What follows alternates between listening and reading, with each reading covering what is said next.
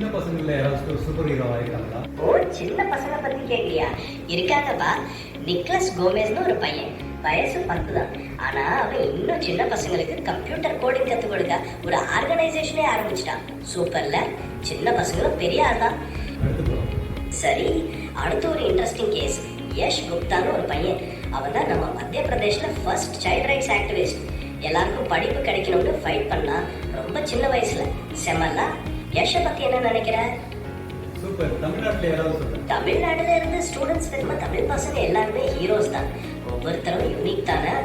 உனக்கு தெரிஞ்சு யாராவது ஸ்டூடெண்ட் ஏதாவது ஸ்பெஷலா செஞ்சிருக்காங்களா? சொல்ல முடியுமா? சந்தீப் ஒரு 8th ஸ்டாண்டர்ட் படிக்கிறாரு.